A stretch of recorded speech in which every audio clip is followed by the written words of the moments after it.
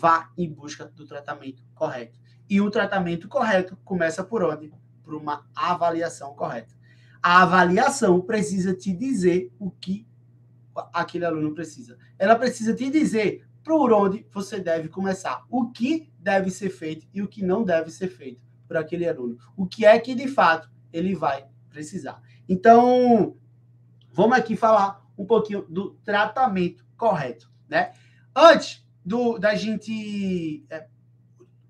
E como é que eu faço essa avaliação, né?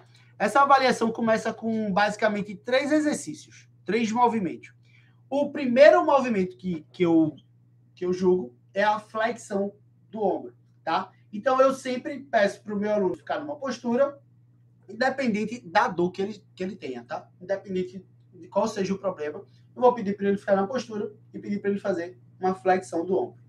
Já nesse movimento, eu observo músculos que podem estar hiperativos, né? E as disfunções que ele tem dentro daquele movimento.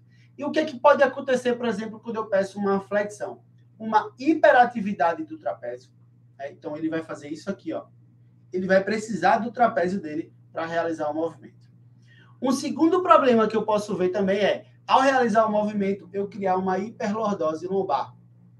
Né? Eu crio uma hiperlordose, é como se vocês vão perceber, alguns alunos, eles precisam quase que da coluna para poder levantar o braço. Ele faz isso aqui, ó. Né? Ele se joga para trás para o braço ser levantado. Isso também é muito comum, porque ele não tem força, ele não tem estabilidade suficiente para movimentar aquele ombro. E uma segunda disfunção que a gente pode ver na avaliação do ombro é essa aqui, ó, a flexão do cotovelo.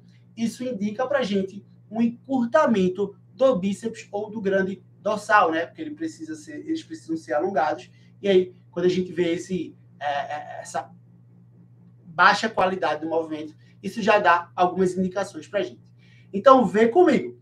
No simples movimento de flexão, eu olhando para esses 3 pontos, eu já tenho informações essenciais de onde eu posso começar o meu tratamento, que é pela liberação miofascial, né, ou alongamento dos músculos que estão hiperativos. O que são músculos hiperativos? São músculos que estão recebendo muita informação sensorial, por algum motivo, e essa informação sensorial deixa eles tensos, contraídos. Isso tira a congruência articular daquele ombro. Tira o ombro, de fato, do lugar. Né? Ele vai ficar precisando fazer compensações para realizar esses movimentos. E essas compensações são a hiperatividade do trapézio, a hiperlordose lombar, a flexão do cotovelo. Então, o primeiro passo dessa avaliação que você deve fazer é olhar, buscar os músculos que estão hiperativos. E aí, como eu falei, a avaliação vai te dar essa informação.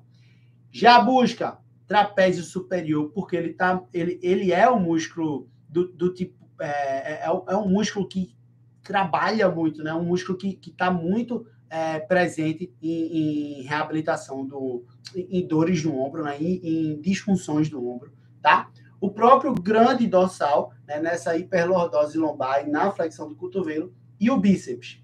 Engraçado que eu recentemente, né, há uma semana atrás, mais ou menos, o meu irmão, ele chegou para mim com uma dor no ombro. Ele foi abrir a porta e travou. Não conseguia mais mexer o ombro. E eu atendi ele em uma sessão. Ele melhorou, né? Ele estava com muita tensão, estava bem tenso o ombro dele. Ele melhorou, tal, se sentiu bem.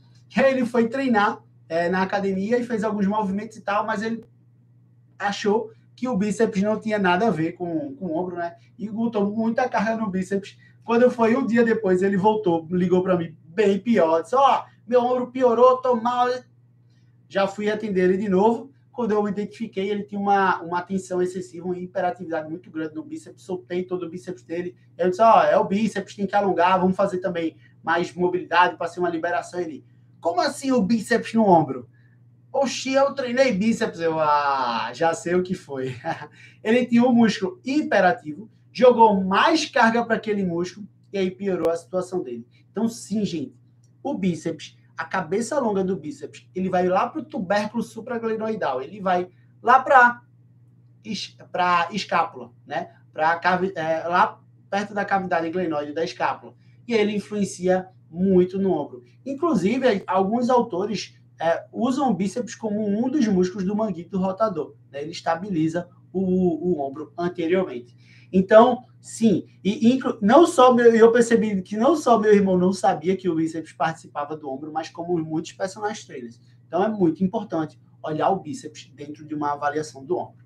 Tá? Então, ó, já dei o primeiro passo aqui para vocês. Avalia a flexão, né? Avalia como está o movimento de flexão e busca os músculos que estão imperativos. É onde vai começar o teu tratamento. Por quê? Quando eu tenho um músculo hiperativo, ele tira a congruência do ombro, como eu mostrei para vocês, e além de tirar essa congruência do ombro, né? Por tirar essa congruência do ombro, ele vai sobrecarregar outras estruturas. E além disso, pelo músculo estar hiperativo, ele vai assumir uma postura, uma posição, onde vai alongar outros músculos. Então, por exemplo, imagina que eu tenho o peitoral hiperativo. Olha o que ele fez com os músculos da escápula, deixou eles muito alongados. Quando eles estão muito alongados, eles ficam fracos. Então, eu tenho um músculo muito tenso e o outro lá muito alongado e fraco. Então, o primeiro passo que vocês devem seguir para aplicar o tratamento correto, para, de fato, entregar resultado para o teu aluno e começar a ser reconhecido, né, é buscar os músculos hiperativos. Atua sobre esses músculos que estão hiperativos.